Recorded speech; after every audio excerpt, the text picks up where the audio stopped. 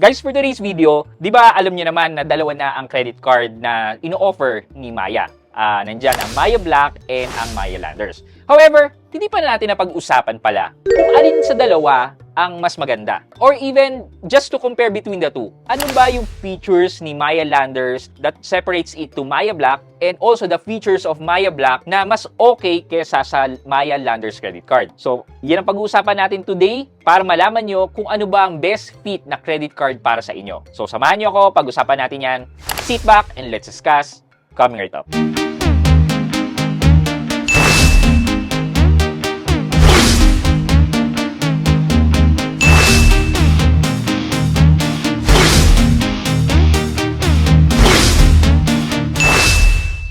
Hi guys, this is Pat and you're in Pat Quintos Review TV.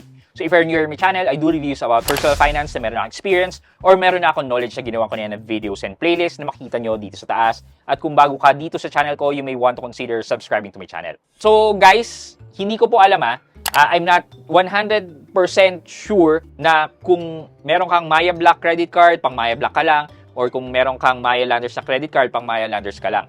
But yung mga press release ngayon, ang sinasabi na you can only have one credit card. It's either Maya Black or Maya Landers credit card. So in my case, meron po akong Maya Landers credit card. I got it since 2024. And Maya was gracious enough to provide me a higher credit line. However guys, para sa akin kasi, hindi ko siya madalas nagagamit because yung benefits hindi nag-match sa akin. And I wanted to shift sa Maya Black. However, yun nga, kapag nag-a-apply ako, sinasabi na hindi nga daw pwede. Kaya, I wanted to make this video para sa mga gusto mag-apply ng credit card with Maya.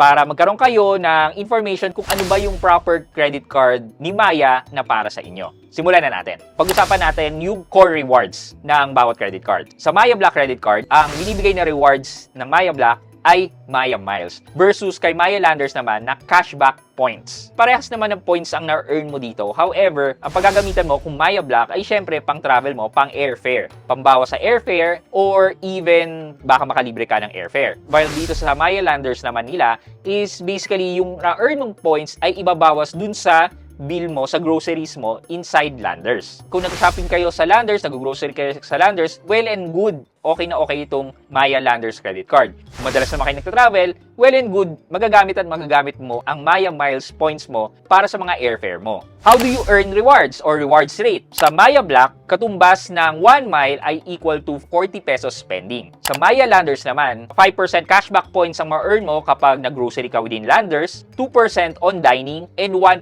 sa kung ano-anong purchases na ginagawa mo. Baka pwede naman kayo mag-subscribe and follow dito sa aking mga social media channel, dito po sa YouTube, Facebook, TikTok, and even Instagram. So please follow and support. What are the primary perks of this card? Sa Maya Black, you will have a quarterly airport lunch access powered by Dragon Pass. Sa Maya Landers credit card naman, yung credit card mo doubles as your Landers membership. So actually, pwede na hindi mo napakita yung ID card mo sa Landers and by just using the Landers card, kasi nandun din naman yung Landers membership number mo. However, I think mas okay yung benefit ng ng Dragon Pass. Para sa akin lang naman yan. Since sa Landers, it is also your membership, dapat wala ng membership fee, di ba? Pero ito yon. In terms of annual fee, kay Maya Black, wala kang babayarang annual fee. As long as meron kang one transaction every month. Pero, however, kung wala ka naman one transaction every month, mag-chargean ka ng inactivity fee of 50 pesos. Sabi nila, yung first 6 months daw of inactivity, hindi ka pa chargean ng 50 pesos. But on your 7th month, then meron ng charge na 50 pesos for inactivity fee. Sa Maya Landers naman,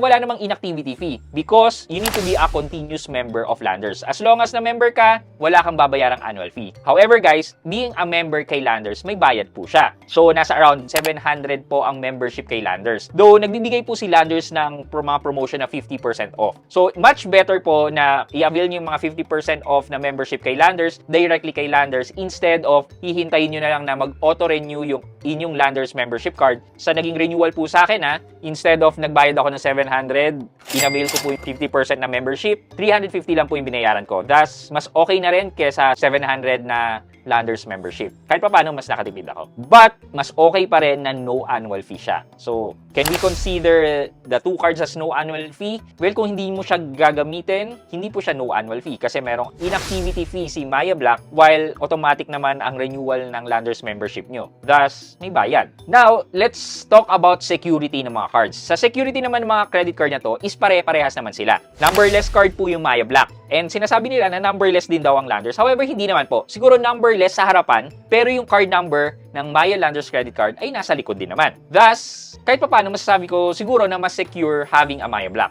However guys, nabalitaan nyo ba yung issue about a Maya Black customer na ginamit yung kanyang Maya Black sa SM Appliance Store na hindi daw tinanggap because walang number yung card, diba? So, posible na merong merchants na mamili dahil sa POS system nila or sa payment system nila, kailangan ng credit card number. So talaga merong pros and cons ang bawat feature. Isa sa kinagusto ko sa security feature ni Maya is your ability to freeze your card. That's number one. Pero kung hindi mo naman freeze yung card, meron kang iba't ibang option to turn off yung specific na feature na pwedeng gamitin yung card. Okay, so for example na lang ito, pwede mong i-turn off for online payments yung credit card mo. Pwede mo rin i-turn off or turn on kung meron kang foreign transaction. Yung foreign transaction na either pagbili using foreign currency or kapag nasa ibang bansa ka, gagamitin mo doon for foreign transaction, etc. So pwede mo rin siyang i-turn off. And then chip payment. Chip payment is the face-to-face na pagpaprocess ng card mo. So kung ayaw mo, kung gusto mong puro online lang, so pwede mo siyang i-turn off. Then cash advance. So, pwede mo ring i-turn off para wala makakapag-withdraw using your credit card sa mga ATM machines. Apart from that, you can also set a daily limit sa inyong credit card, which yung ibang mga credit cards natin ay hindi pa available yung setting the limit. Kung mapapansin nyo dito, merong daily spending limit na pwede mong iset. So, sa akin naka 60,000 pala. So, nilower ko siya,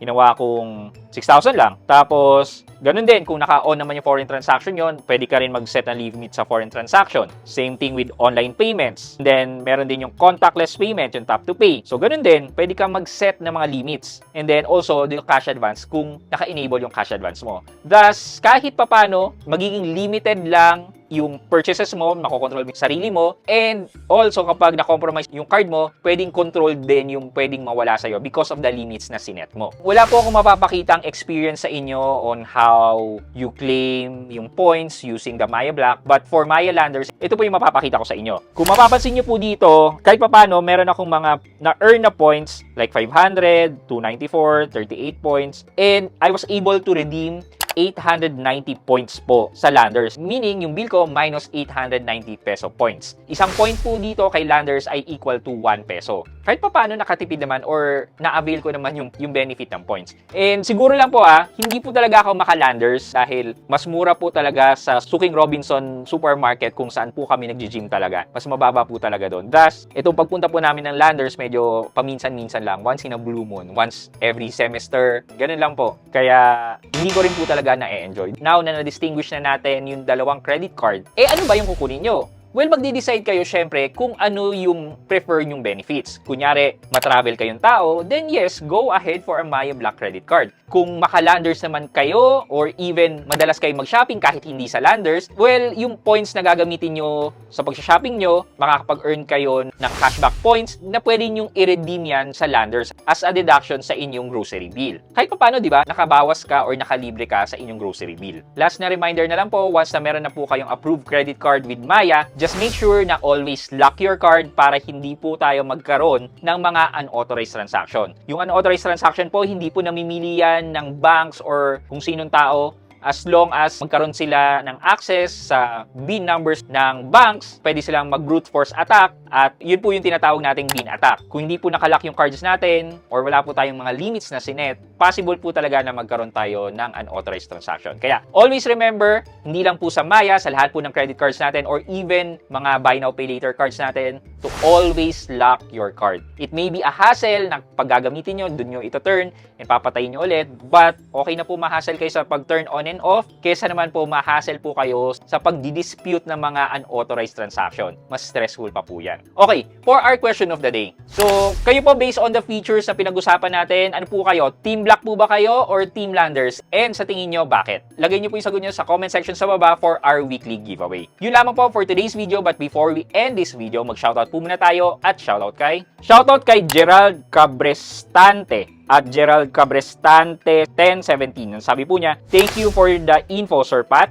I've been watching your videos because I find them very informative. Through your videos, I have opened my digital bank accounts. Hehehe. Thanks and more power to you." Kay Sir Gerald Cabrestante. Yan. Shoutout po sa inyo. Thank you so much po na na-appreciate nyo po yung content na ginagawa ko. Maraming salamat po. I hope you like this video. Leave a thumbs up. And if not, wala namang problema dyan. But continue to support me by subscribing to my channel by clicking the subscribe button and also the bell button sa tabing subscribe para makareceive kayo ng latest notification sa lahat ng upload ko. Again guys, this is Pat Quinto and you're in Pat Quinto's Review TV. Bye-bye!